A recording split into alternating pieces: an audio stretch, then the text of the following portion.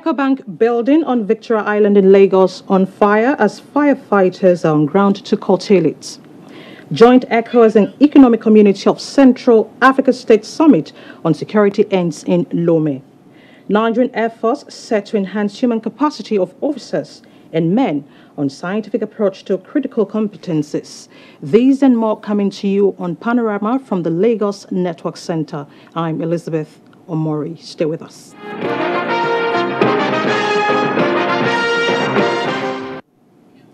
EcoBank premises along Ahmadu Bello Way, Victoria Island, Lagos, has been gutted by fire in the early hours of today. Eyewitnesses disclosed that the incident, which started at about 9 a.m., was caused by a tanker dispensing diesel within the bank premises. They added that it took efforts of firefighters to put out the inferno, while the bank workers were displaced from their offices for safety. However, as at the time of filing this report, no casualty has been recorded as continuous effort has been made to put out the fire. Details of this report will come in our subsequent bulletin.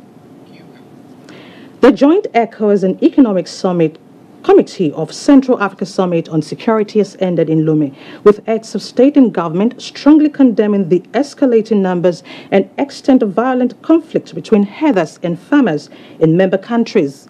In a communique issued after the summit, the participants were particularly worried over the high number of fatalities, as well as the stigmatization of specific groups in the society. State House correspondent Adamu Sambo reports that a 37-point declaration was also adopted on peace, security, and stability. Conscious of the inter as well as trans-regional nature of the numerous challenges to peace, security and stability in the West and Central African states, the leaders committed themselves to collaborating effectively and implementing a common approach towards achieving lasting solutions.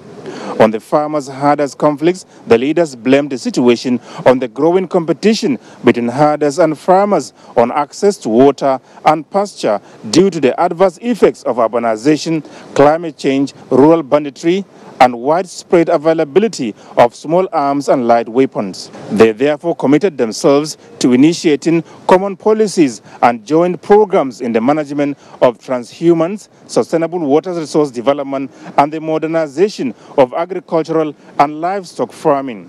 The leaders also instructed ministers of agriculture, livestock, and security to hold regular consultations with farmers and herders organizations towards identifying measures for the prevention and peaceful management of conflicts. Similarly, the attacks by terrorist groups against civilian population was also condemned, with a call on member countries of the two sub-regions to provide in a spirit of inter-community solidarity, material, financial, technical, and intelligence support in the fight against terrorism in the Lake Chad Basin and the Sahel. Some members of the Nigerian delegation described the joint summit as appropriate and fulfilling. Recently, we experienced armed bandits, pretending to be local Fulani people and have been creating a lot of criminal activities in some parts of the states and country. I think this is important because to address this issue, we need the buy-in of all neighboring states. And this summit is even more important because it involves ECOWAS and ECAS, the Economic Committee of Central African States. Now that the heads of state are discussing it and they've agreed to, in principle, work together to address the cross-border movements to also improve our economic activity. One very key factor in one of the opening remarks was the issue of recharging Lake Chad and at the same time the River Niger. If all the participating countries play their roles, it will give a positive effect on Nigeria as a whole.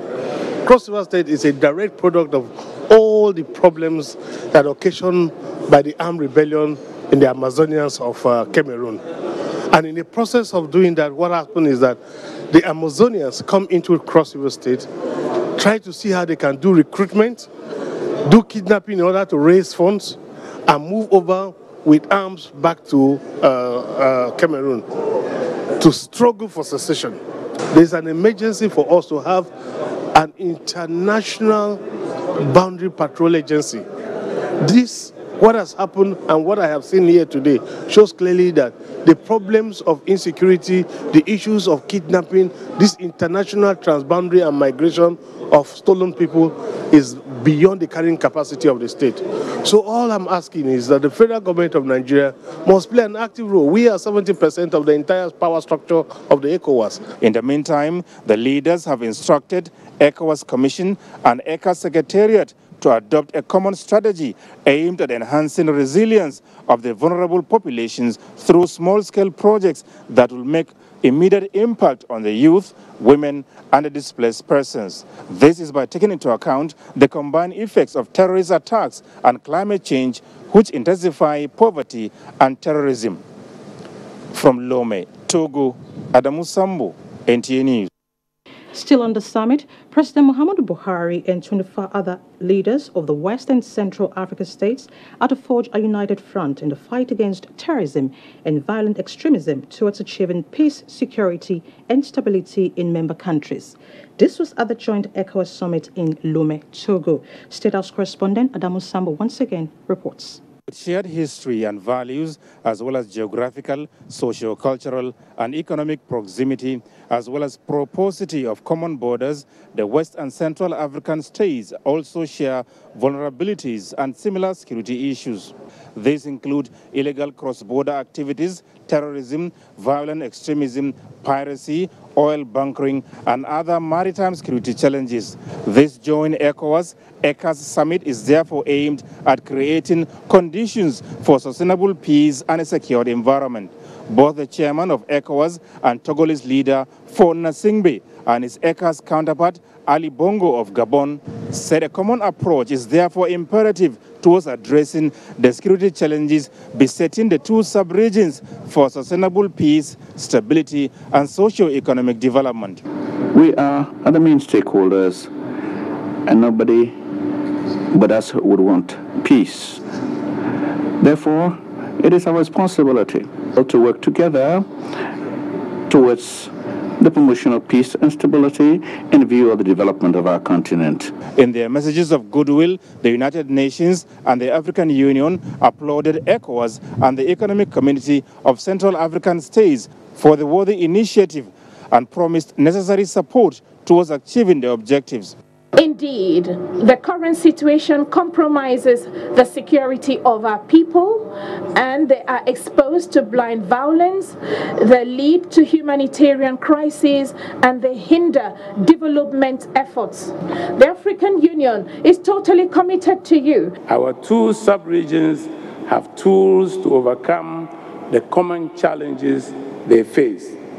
The United Nations will always be at your side to support your joint efforts.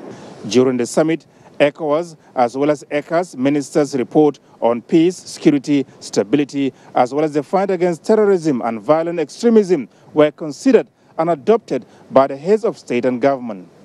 From Lome, the Republic of Togo, Adamu Sambo, NTA News. En route Lome, Togo for the ECOWAS heads of state and government meeting, Nigeria's President Muhammadu Buhari was on transit in Benin Republic, where he met with Nigerian residents in that country, reassuring them of keeping to his campaign promises. Muhammadu Buhari has again written his name boldly on a golden plaque, being the first sitting president to have an interactive session with Nigerians here in Togo. It was a moment of excitement for the over 2 million Nigerians resident in the Republic of Togo to host the father of the nation and the Grand Commander of the Nigerian Armed Forces. Indeed, history made itself as President Muhammadu Buhari is said to be the first sitting president to have such an interactive session with Nigerians in Togo. President Muhammadu Buhari, who appreciated the massive turnout and show of love, also congratulated them for being good ambassadors of Nigeria in the Republic of Togo. Between 1999 and 2014, Nigerian average production of crude was 2.1 million barrels a day. It's the average cost of $100 American per barrel. Now you can go and do your arithmetic. But you multiply 2.1 million times 100 times 16 years, 7 days a week. That was what Nigeria got. What was the condition of the infrastructure when we came? The roads. The rail was virtually big. And the power, they spent $16 billion, not naira, to do the power. Why is it? While urging the president not to be distracted by the defection of some members of the National Assembly, they say Nigerians are solidly behind the president to deliver the country from the shackles of hopelessness and corruption. And these the promise to demonstrate in the coming 2019 election. And I'm also encouraging that he should accept to go for a second tenure. So that trade will foster and the relationship will be more robust. The president will not relent in tackling corruption, tackling the issue of insecurity, and also fixing the economy so that we all work together to build a greater Nigeria. President Muhammadu Buhari, who is attending the ECOWAS summit, is also to address the gathering of heads of government. From the Nigerian House here in Lomé, Republic of Togo, Doyin Dia, NTA News. The presidency has described as pioneer statements issued by different interest groups, insinuating that the president may have a hand in the development in Benue State.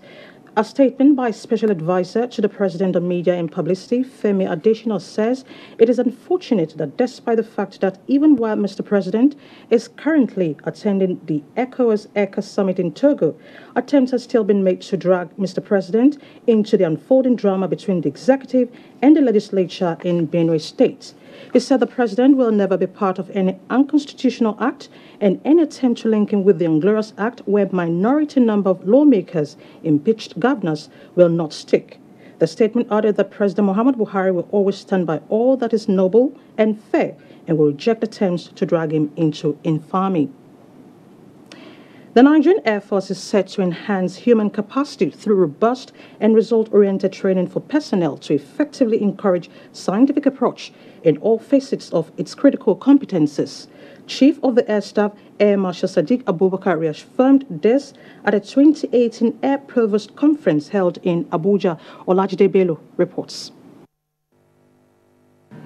This growth is equally projected to create the capacity for the Air Provost to be integrated in the conduct of combat search and rescue operations in the service.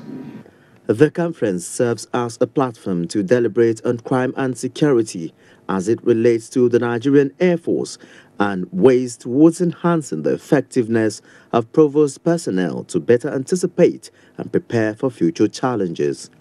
To this end, Air Provost will need to acquire both indigenous and foreign expertise and experiences that would keep the personnel abreast with the latest trends and development in crime fighting and security. May I at this point state that the Nigerian Air Force resolve to make inroads in developing the capacity and capability of the Air Provost is premised on the need to have a proactive police force that will nip threats in the bud and provide the enabling environment for Nigerian Air Force personnel to freely discharge their duties in furtherance of the service's constitutional responsibilities. Training of provost investigators in crime scene investigation and core investigative skills is currently being conducted after over 30 years since the last course. With globalization making it possible for criminals to exploit fast-changing technological advancements, the Nigerian Air Force says it is poised to always be on top of its game towards defending the country's territorial integrity. In Abuja, Olajide Bello, NTA News. You're still watching Panorama, coming to you from the Lagos Network Center. More reports ahead after this time out. Stay with us.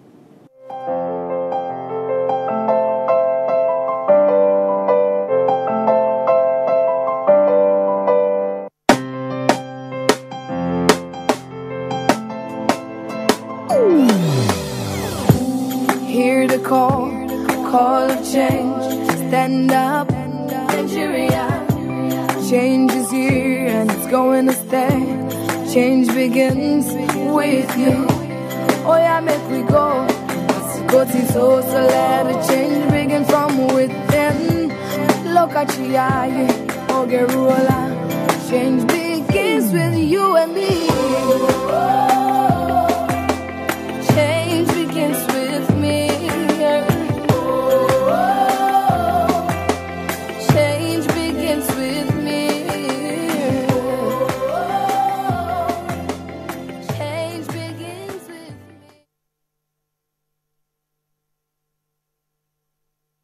These days, people get their news and information from more media sources than ever before. Some of the news and information given are fake, unverified, doctored, and manufactured to create confusion, stir disaffection, and cause disunity. Before you believe or share any news, ask yourself, is this real? Is it from a credible source? Is it verified or verifiable? Fake news is dangerous. Whether you do it for fun or for political gains, real people can get hurt.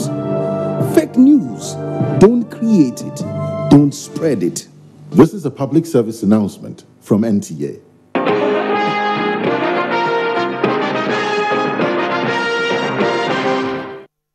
Thanks for staying with us. It's still Panorama from the Lagos Network Center. In recognition of their transformational leadership role, 131 officials of the Lagos State Fire Service have been promoted and decorated with their new ranks. Nusa Ursula reports that the event is one of the initiatives designed by the state government to appreciate outstanding officials who distinguished themselves through their performances in giving tasks. The Commissioner for Special Duties and Intergovernmental Relations, Sheye Oladejo, who was represented by the ministry's permanent secretary, Dr. Jemilade Longe, congratulated the newly promoted officers for coming out successfully in the year 2018 promotion exercise and further exhibiting acts of discipline, selflessness, commitment, and abiding by the norms and values of the service. This is just a way to actually motivate officers. And when you look at this crop of officers, these are first-line responders. They are people that put their lives on the line. They all can remember the Otedola Bridge fire incident, and it is to the commendation of the state government. The acting director of the state's fire service, Rasaki Musibao, in his remarks, recalled that the feats recorded in this year's promotion exercise is applaudable and described the officers as vibrant, efficient, and responsive in the discharge of their duties. I want to believe that this initiative of the government has no other motive than to position the officers for more dedication, hard work, and effective service delivery to the people of Lagos. Responding on behalf of the elevated officers, Olajide Ogabi thanked the state government for its support and assured residents of improved service delivery. In Lagos, Nusa Ursula, NTA News. Lagos State Governor Akinwumi Ambode has reiterated his administration's commitment to make the waterways attractive, cleaner, and safer, with further investments and partnership in the channelization of the water routes and transportation in general. The governor made the pledge at a roundtable on water transportation organized by the State Ministry of Transportation in Lagos. Nusa Ursula once again reports.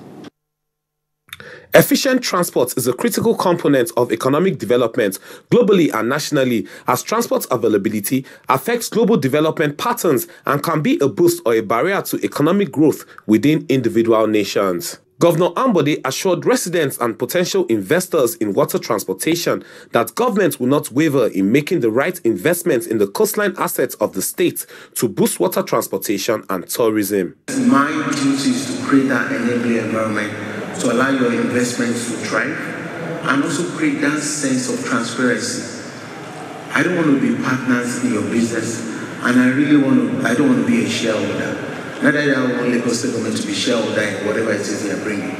Mine is to be able to let you know that where there are instances where I can create a better means of your being able to run your business, I will do it and I will sign it. The State Commissioner for Transportation, Ladi Lawansin, noted that with the right investments and partnerships, there are so much benefits that could be derived from the Lagos waterways. I'm talking about the state government, we're talking about investors, we're talking about technical partners, and also the eventual beneficiaries, which are citizens of Lagos State. So that's the reason why we're here for everyone to engage and to define the roles that everyone has to play and to obtain the buy-in of all the stakeholders. The Lagos State government has embarked on several reforms in its transportation sector aimed at providing residents with an integrated public transportation system that would make public transportation more efficient and accessible.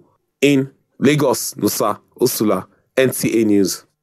Obtaining certificates of roadworthiness in line with laid-down rules has been identified as a major factor that can reduce the number of road crashes associated with human errors. Olumide Eguntola takes a look at what it entails to obtain a certificate of roadworthiness for vehicles in Lagos.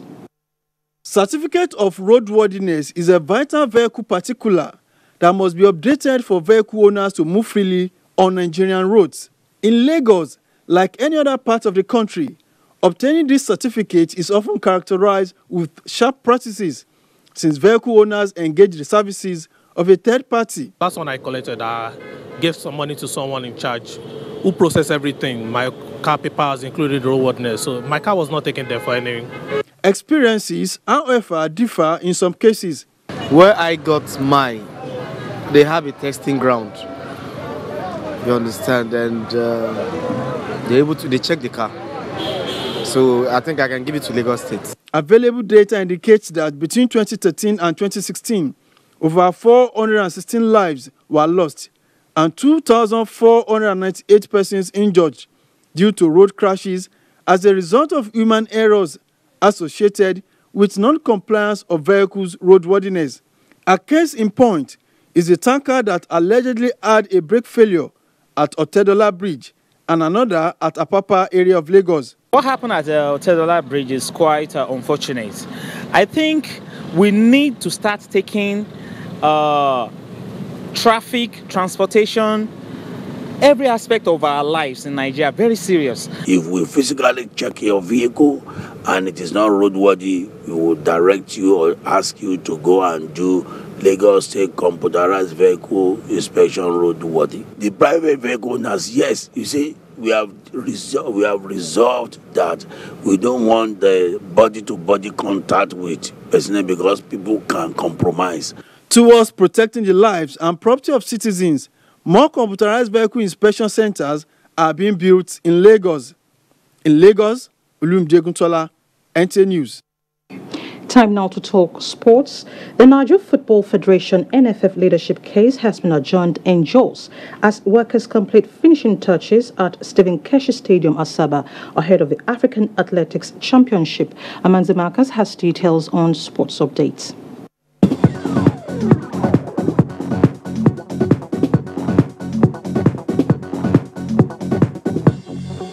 Jos Federal High Court on Monday adjourned the case involving Chris Giwa and the Amaju Pinnick-led board of the Nigeria Football Federation to Wednesday, August 1, 2018. Correspondent Ekemeren Kanen Ladoja reports from Jos that the presiding judge, Musa Kuria, decided on the adjournment after Amaju Pinnick's counsel filed a motion to dismiss an earlier order which did not recognize the executive committee of the Nigeria Football Federation led by Amaju Pinnick.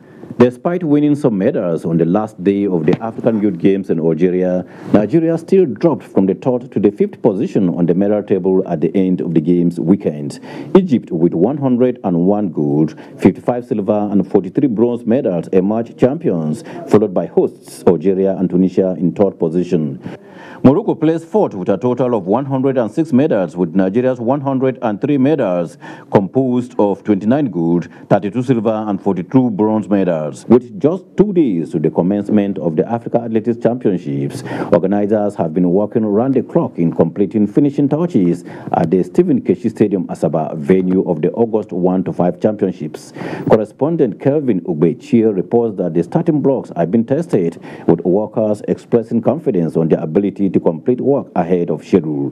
The tempo of commercial activities is gradually increasing as Asaba residents look forward to reaping the financial rewards that comes comes with hosting 47 countries and about 1,700 athletes and officials. With sports update, Amanzi Marcus, NTA News.